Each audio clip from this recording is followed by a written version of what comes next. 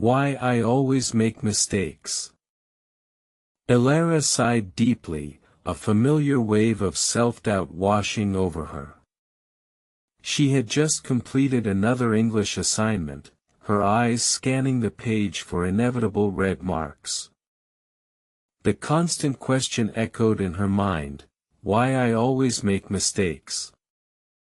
It felt like an inescapable curse, a linguistic stumbling block. Every sentence she tried to construct seemed to crumble, every verb tense a new challenge. Her confidence dwindled with each corrected error. She yearned for fluid conversations, to express herself effortlessly, but the reality was a halting, fragmented struggle for words. Her dream was clear, to speak English beautifully, to connect with the world. Yet, the path felt riddled with unyielding obstacles. One rainy evening, scrolling through countless language forums, a captivating title caught her weary gaze, promising answers she desperately sought. It wasn't just a promise, it was an invitation to a new perspective, something beyond rote memorization. This could be her turning point. The article boldly proclaimed, the best way to learn English. Elara's skepticism warred with a glimmer of newfound hope within her. It spoke not of perfection, but of immersion, of integrating English into daily life, making it a natural part of existence. How to improve your English was the subsequent section, offering practical, actionable advice that felt refreshingly different from old textbooks. It emphasized understanding context, embracing real-world communication, rather than obsessing over isolated grammatical rules and exceptions. One strategy particularly resonated with her soul, a method promising engagement and retention like never before: learn English through stories. The idea was simple yet profound: dive into narratives, let the language unfold naturally through captivating plots and relatable characters. Elara, intrigued, found a collection of graded readers. She started with simple tales, feeling a subtle shift in her learning approach. Each story opened a tiny window into the language's soul, revealing nuances she hadn't grasped through mere vocabulary lists or grammar drills. Gradually, she discovered why reading is important. It wasn't just about new words, it was about sentence structure, rhythm, and natural expression. The more she read, the more she noticed patterns, the way words danced together, forming coherent and beautiful thoughts on the page. Her passive vocabulary began to activate, words she recognized suddenly appearing in her active mental lexicon, ready for use. The article also stressed the power of auditory input. Listen and practice, it urged, immerse yourself in the soundscape of English. Elara started listening to podcasts and audiobooks, even short news clips, absorbing the flow, intonation, and authentic pronunciation. She repeated phrases, mimicking accents, feeling slightly foolish at first, but noticing a definite improvement in her own spoken English. This active listening transformed her understanding of how people speak English in real, unscripted conversations every single day. It wasn't just about textbook perfection, it was about the subtle pauses, the idiomatic expressions, the natural rhythms of native speakers.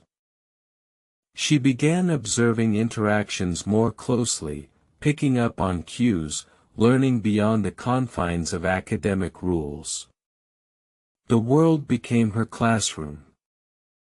Then came the crucial phase: how to improve your fluency.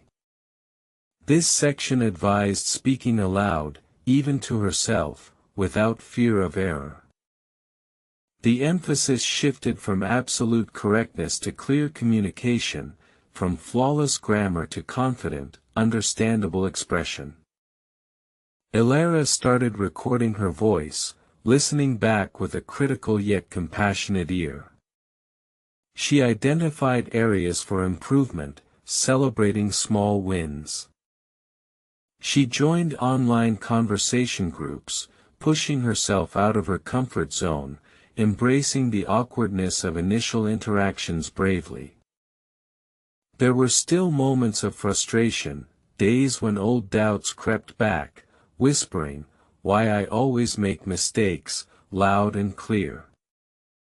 It was during one such moment of despair that she stumbled upon a peculiar, almost provocative statement in another forum.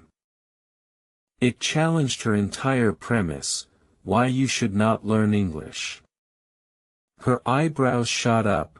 This was unexpected, even shocking. The author argued that obsessive pursuit of perfection could strip away the joy of connection, making learning a chore. It suggested that sometimes, the immense pressure to be flawless stifles natural expression, creating a barrier rather than a bridge. The article posited that true communication wasn't about pristine grammar but about mutual understanding, about sharing thoughts and feelings.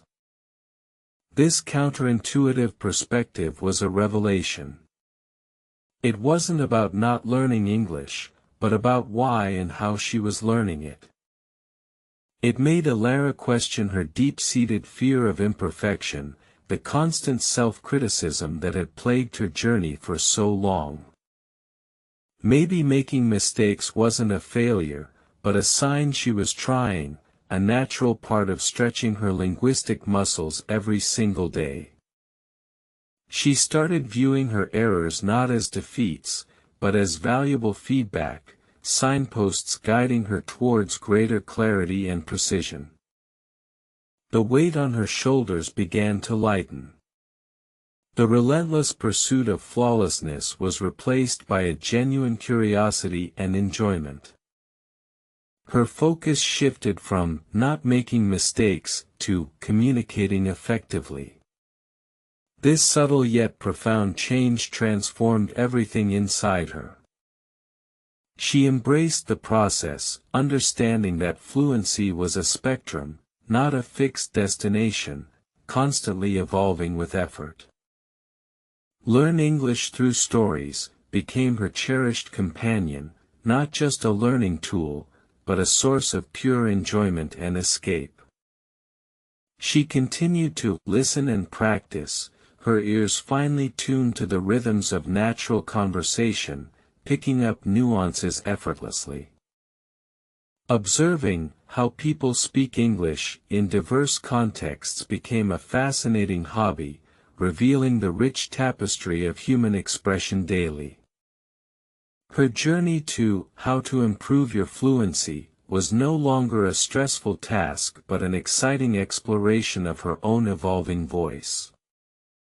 Why reading is important became self-evident, as books transported her to new worlds, expanding her mind and language skills concurrently. The very question, "Why I always make mistakes," transformed from an accusation into a gentle reminder that every expert was once a beginner. Her confidence blossomed, not from eradicating all errors, but from accepting them as integral steps on her unique learning path. Elara realized that the best way to learn English was truly her own personalized blend of immersion, practice, and self-compassion. And how to improve your English was an ongoing, joyous adventure, filled with small victories and continuous, rewarding growth. Her English wasn't perfect, but it was alive, vibrant, capable of connecting her with people and ideas across the entire globe. The whispers of doubt still appeared sometimes, fleeting shadows, but they no longer held power over her determined spirit. She knew mistakes were not failures, but stepping stones. Each one a lesson, a chance to refine, to grow, to learn more deeply. The pressure of why you should not learn English became a paradox, teaching her that freedom from perfection was the ultimate goal. Elara smiled, a genuine, confident smile. Her English journey was far from over, but now, it was truly her own, joyful and empowering.